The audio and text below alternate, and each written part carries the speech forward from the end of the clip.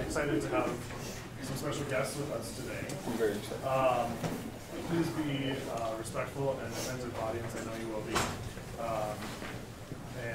We're just going to kind of let things happen organically, I think, right? Mm-hmm. And whatever we want to talk about, or wherever we want to go with things, we'll go.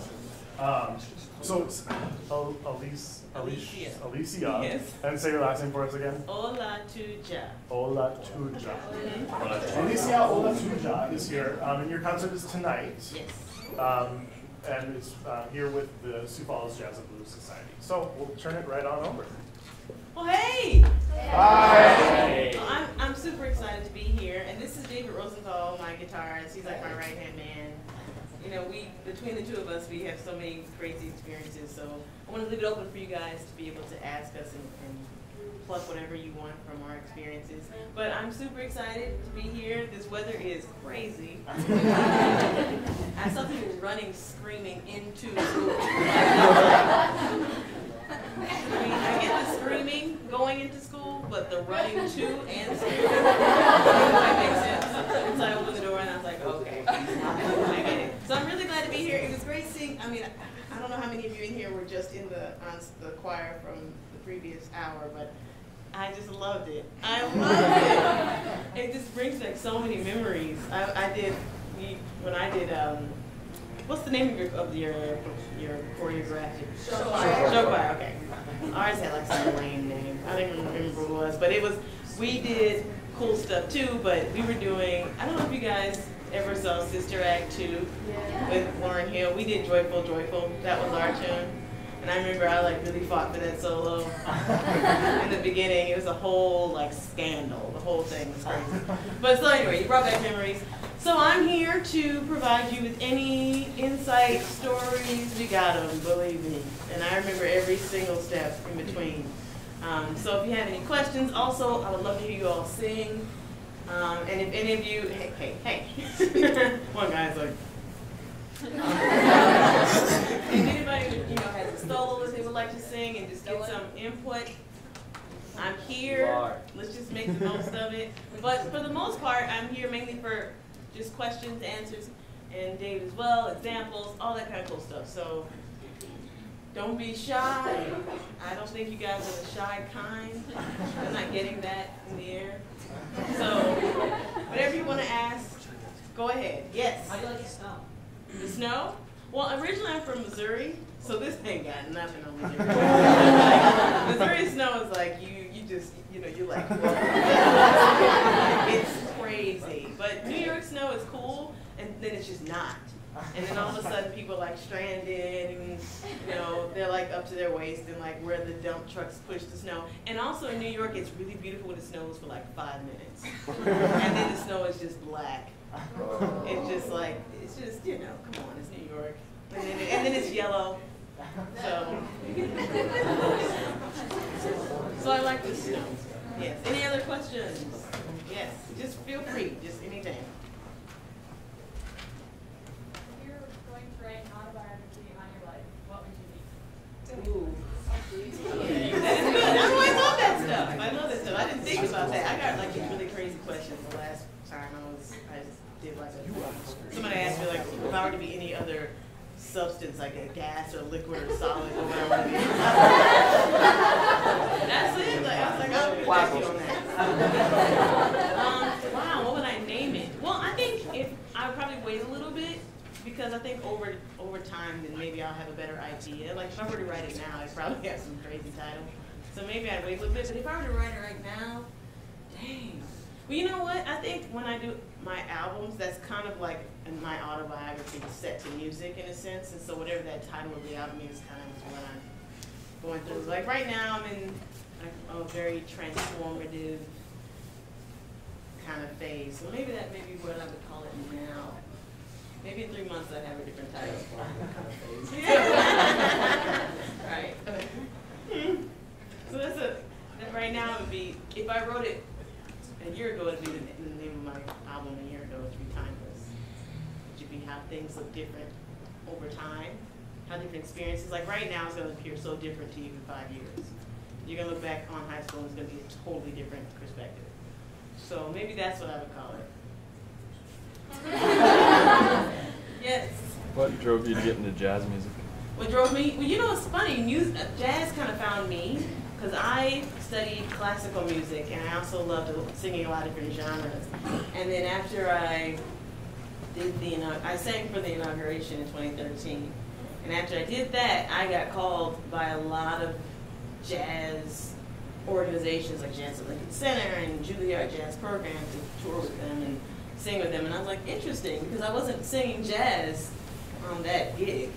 I was singing like a choral, classical, soulful kind of combination type thing. So sometimes you go where you are called. So you never want to say, oh, I don't do that, or I don't sing that, or I don't just, even if you don't or you never have, just say, yes, I do, and take the job. I've had to have people say, oh, do you play this percussion? Do you play pandero, which is like a certain type of percussion, and he had never played before. And was like, yeah. They're like, all right, well, let's meet up next month. He was like, okay, and then he spent the next month like learning how to play this instrument. But that's good. So I actually didn't necessarily choose jazz. I feel like jazz chose me to come and represent, but I still keep it as my own style. Yeah. Yes. What is the biggest venue you performed Probably the inauguration. That thing, I mean, I don't even know if that's a venue. It's just like a land. You know, there's no ceiling. There's no roof. When I was singing at Brooklyn Tabernacle, I mean, I'm touring now, so I can't dare. I mean, that particular church holds 3,500 people, and they have 3 services. So on average, you're singing for about 10,000 people a weekend. And that's not including like the overflow area that they have across the street.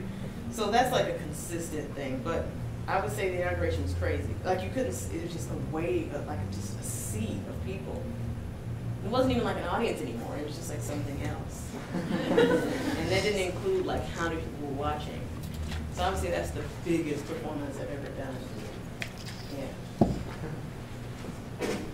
How were you chosen to sing with the Well, it was kind of crazy. We were invited, the choir was invited to sing months before the president was chosen, so it wasn't like anybody had like a particular political affiliation. They just said, okay, fine, we'll do it. And then they recorded the album before we did it so that it'd be ready, you know, ready to sell. But so I went in and they asked me to do it because of this particular sound that they wanted. And then months went by, and then 10 days before the inauguration, they told me I was going to sing a solo. So I thought they were going to fly in somebody famous or whatever to sing. They were like, you know, Beyonce's going to be up there, and then Kelly Clarkson's going to be up there. So I thought they were going to have like a guest singer sing the solo that I sang, and I'm okay with that. Like, you know, you don't really own any music anyway. You think you do, but you don't. There's no solo that's yours. So when they asked me 10 days prior, though, I was freaking out. So I was like, I had 10 days to get my mind wrapped around the performance. Vocally, that's one thing. Your mentality is like totally different. So I don't really know what made them just, you know, decide, let's just go with one of our own. But I'm glad they did. I'm glad they did. Yes? How do you prepare for like a performance, like mentally? It depends on what it is. If it's live, that's a totally different like experience. Like if it's TV or anything TV, that's a little bit scarier because you know, you might get nervous and say something crazy, so you kind of have to keep yourself calm so you don't say something crazy on TV that goes on YouTube and everybody watches it over and over again. So I think I try to remind myself why I'm doing it, because the more you think it's about you, the more freaked out you're going to get. That's like what I have learned. I used to be psycho right before a show. Like I wouldn't talk to anybody. You don't even know this side of me. He met me after this, thank God. But when I was in high school and when I was in my undergrad, I mean, I wouldn't talk to anybody. I would go into my own room. I thought that was my process. I'd be so nervous that my stomach would be ruined for like days. I would be like testy and temperamental and snapping at my mom and all kind of stuff. And I thought to myself, do I really need to go through this every time? Like this is gonna be like a long road if I'm torturing myself. So your process, whatever it is, if you make sure you remember why you're doing it and what it's really about, like one of the things you start telling myself was, if I hit a wrong note, nobody will get cancer. Like that's a strange thing to say to yourself, but you kind of have to put it in like realistic perspective. Like, so you missed a note. Another thing you should say was, okay, well, if I mess up, I doubt that anybody in the audience on their deathbed would be like, I remember that girl. She was terrible. Like, no one's gonna do that. Like, you have to put it in perspective. Like, no one is really, it's not that big a deal. You know? Maybe that's morbid. I'm really morbid, like, when I'm doing comedy. Like, another time I used to think, like, in the middle of the show, what if, like, one of the lights came down and, like, killed somebody? But nobody remembers my solo anyway. So, like, that happened to, like, Kristen Chenoweth, didn't it? Didn't she get hit in the head? Kristen Chenoweth, she was on The Good Wife, and a light hit her in the head. Came down. She's so little. I'm surprised, you know, whatever. But anyway, the point is, you have to put it into perspective. I don't know, everybody has different processes. I've come to find this out from working with a slew of artists. But I think if your process is torturous, you gotta find another process. And I feel like if it's stressful and it's overwhelming, you're thinking too much about yourself. And the reason why you're getting on the stage to perform is not about you. It's about that person who just maybe did find out that they have cancer, or maybe that person who, you know, think just are so depressed and they need to hear something, or maybe that person just wants to escape the noise that's going on inside of their own mind. That's why you're there. Or else you can stay home and sing. If it's just for you, no one's gonna pay you for that. But, you know, so you have to remember why you're doing it. But I've gone through some series of processes, and the one I'm in now is like, let's just have fun.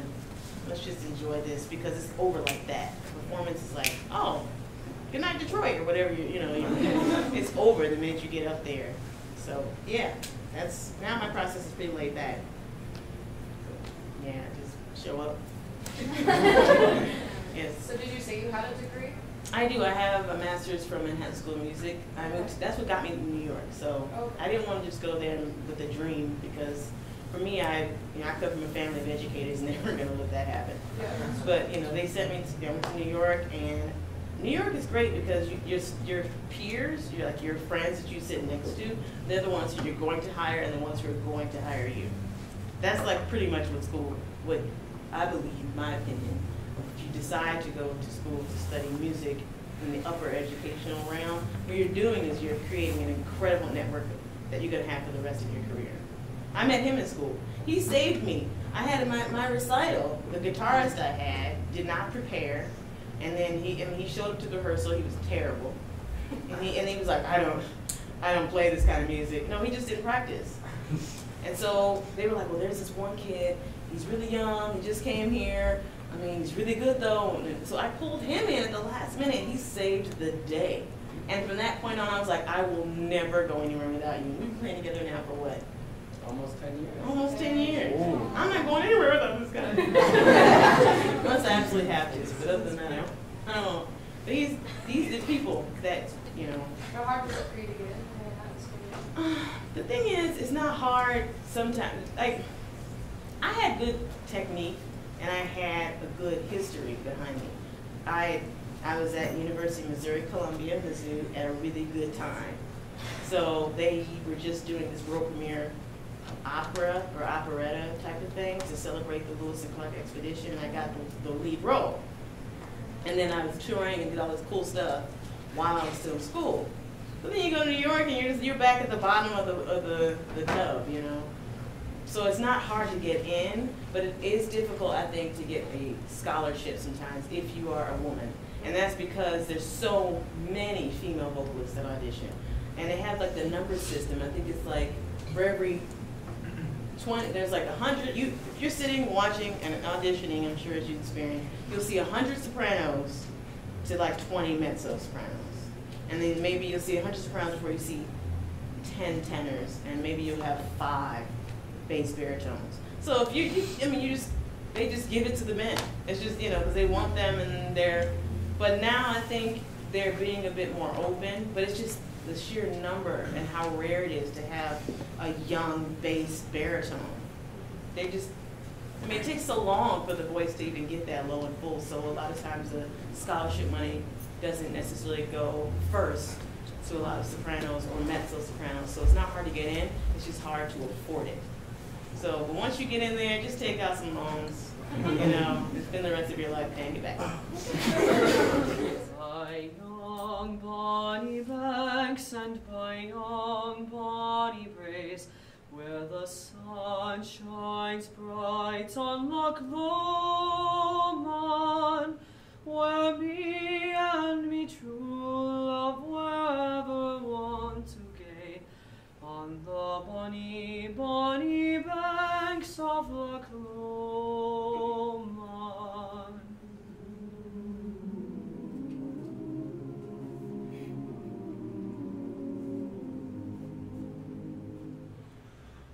Oh, you'll take the high road, and I'll take the low road, and I'll be in Scotland afore ye. But me and my true love will never meet again on the bonny, bonny banks of Loch Lomond. 'Twas there that we parted in yon shady glen, on the steep, steep sides of Lomond, where deep in purple hue the highland hills we view, and the moon coming out in the gloaming.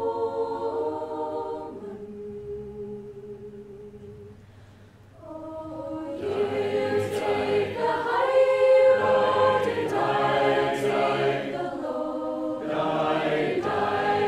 In Scotland, but I true love will never meet again on the bonny, bonny banks of Loch Lomond.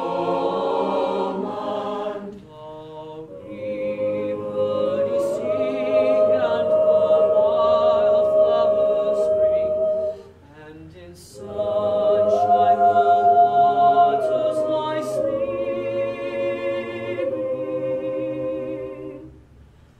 But the broken heart will ken a second spring again, and the world knows not how we are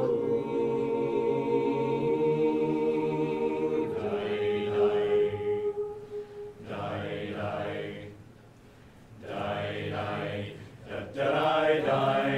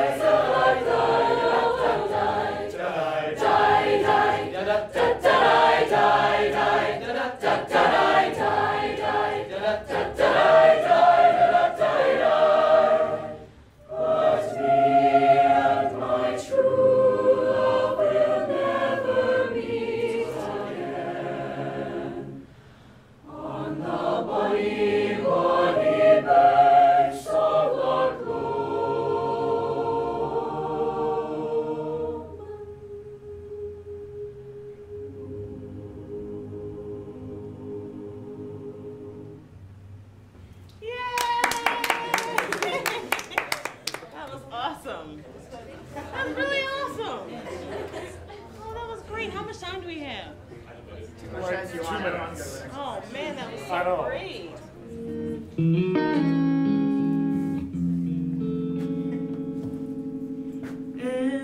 Everything must change.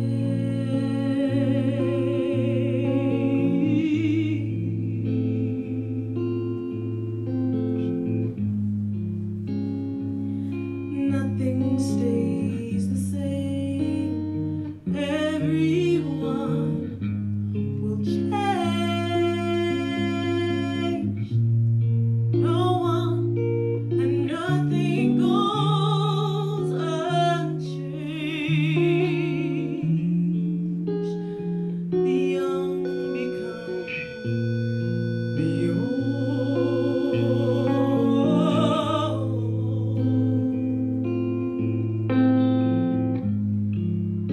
Mysteries do unfold, but that's the way with time. Nothing and no one goes unchanged. There are not many things in life we can be sure of.